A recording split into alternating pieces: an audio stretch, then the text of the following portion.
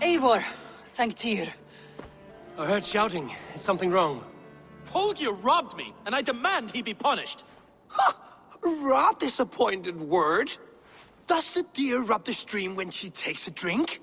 Does a cow rub a field when he crops on sweet grass? Eivor, this matter requires sensitive judgment. Will you?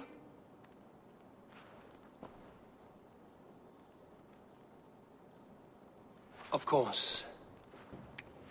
From the beginning, please. Well now, there is no excuse too small, I see. Nothing to keep you from coveting that seat, is there? In Sigurd's absence, who has better claim to oversee these disputes? You might leave them to work it out for themselves, but that would mean letting go, would it not?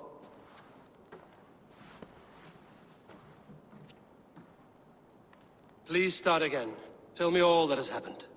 I will start. I have been falsely accused by this Saxon Philistine. A filly what? Are you mocking me? Silence, please.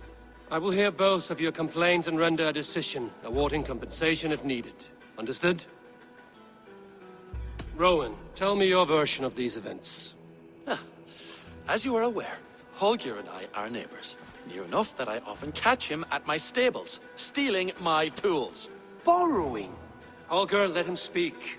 Stealing, borrowing. My point being, I have always allowed him to use whatever he pleased. I greatly admire your Norse generosity and had hoped to match it. But this morning, Holger stretched the limits of my grace.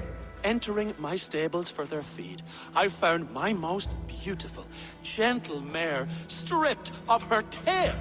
Bereft, not a strand in sight. I am ashamed to say my natural suspicion drew me to Holger, and how right I was. For when I peered across the lane, there he was, gripping a horsetail brush slathered with indigo, dragging it across a sheet of Painting, Rowan.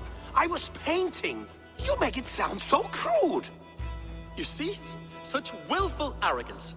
It will take ages for Ilgafur's tail to reach its former length. I demand compensation. I understand. Thank you, Rowan. Holger, let me hear your side. Eivor, you have known me as a skald for years.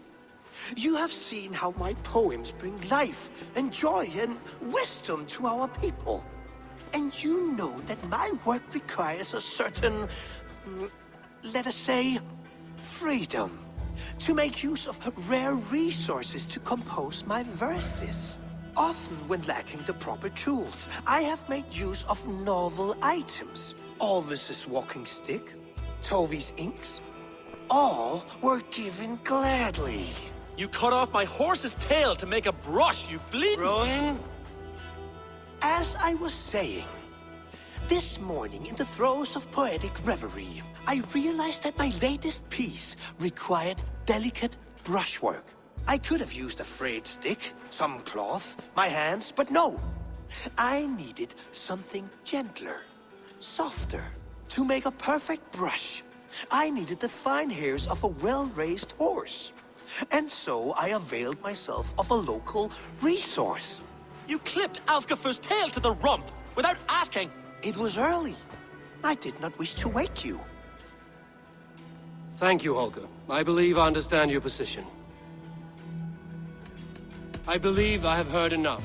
If you will... My horse looks like a fool, Eivor. No handsomer than a donkey now. You must do something. Do not conflate hair with beauty, Rowan. She remains radiant. Elgifur's hair will grow back in no time. Quiet, both of you. Now listen. Holger, Rowan is clearly in the right. You sheared the tail from his horse without gaining permission.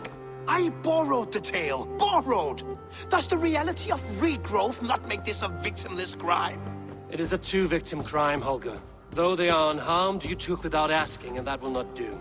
As the horse's value has diminished significantly, you will pay Rowan its market price. But the horse was not for sale.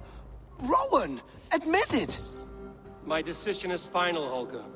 Pay what you owe, and meet tomorrow as friends. And if I do, may I keep the horse? Pay the man and be done with it. Rowan, does this satisfy you? It does. Thank you, Eivor. Good. Then by Tyr's blessing, let this matter rest. We're done here. Return to your homes in peace.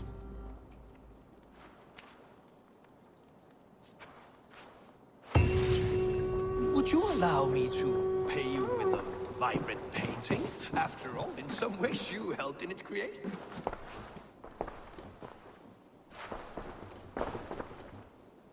Oh, hello, Eivor. Good day. That Holger, he is quite the character. I almost envy him. To see the world through such a muddy glass, and live with such petty concerns. He hasn't a care in the world. Let's not walk too far with that idea. I need you right where you are. East Anglia is with us. Their King Oswald has pledged his loyalty to us. Eivor Kingmaker, we shall call you soon.